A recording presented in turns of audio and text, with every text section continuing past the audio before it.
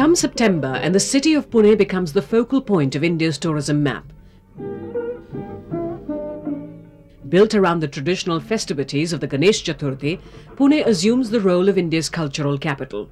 No doubt the tribute to the elephant-headed god is the central focus, but around it is structured a spectacular pageant and a series of cultural and sports events that showcases the richness of the Indian heritage.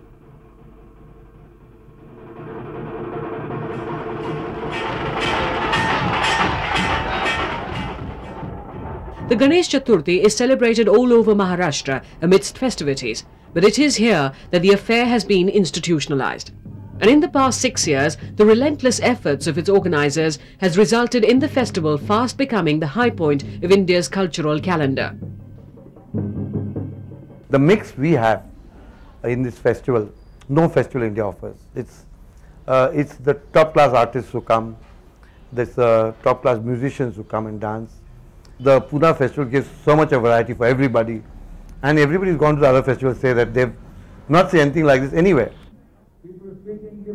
Coinciding with the onset of Ganesh Chaturthi this year, the festival was inaugurated by the Vice President Mr. K.R. Narayanan amidst traditional gaiety. And as the frenzied dancing of traditional folk artists gathered momentum, it was impossible for the audience not to get involved. Close on the heels of the dancers arrived that quintessence of benevolent gods, Ganesh, the elephant-headed deity from the Hindu pantheon, in his mouse-drawn carriage, heralding 10 days of unrestrained frolic under his benign gaze.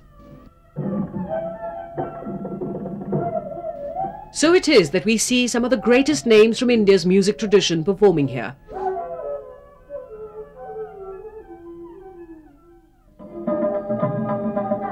Followed by some of the brightest stars from India's classical dance firmament.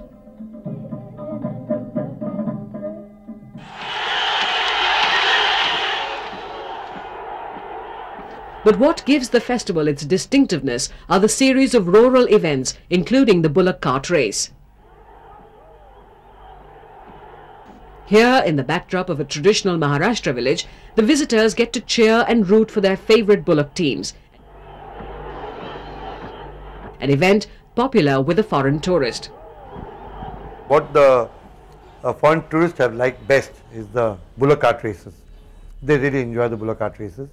And so we are giving them a glimpse of the rural India also when they come here. They get a glimpse of India culturally, they get a glimpse of rural India. The 1994 Pune Festival was memorable for other reasons too. The presence of some of the greatest athletes the world has known, including the steeplechase world record holder Moses Kiptanui of Kenya and sprint queen Merlin Ottey, participating in the extravagant international track and field meet that was woven in with the festival itself.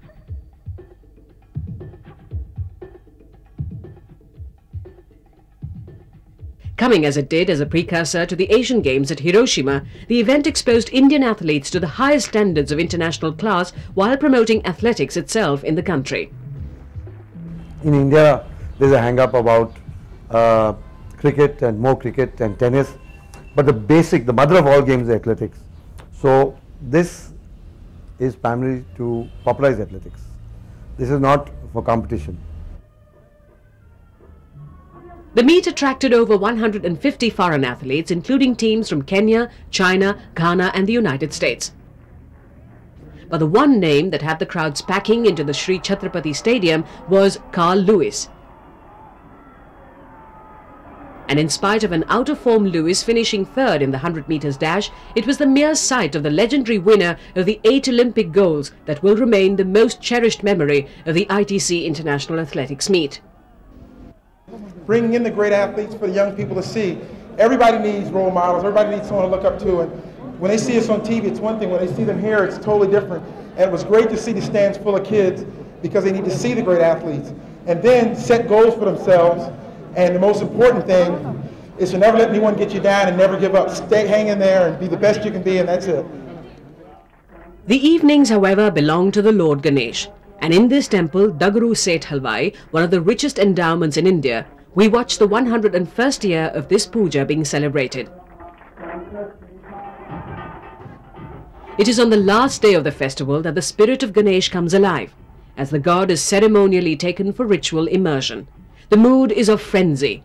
Chants of the slokas are invoked, pleading with Ganesh to return next year. The air is sprinkled and faces rubbed with coloured powder, and personal rituals are conducted. Throngs of devotees accompany the huge Ganesh statues as the long procession moves to the beaches and rivers. There, with the deafening roars from the disciples, the pot-bellied elephant god is immersed into the water.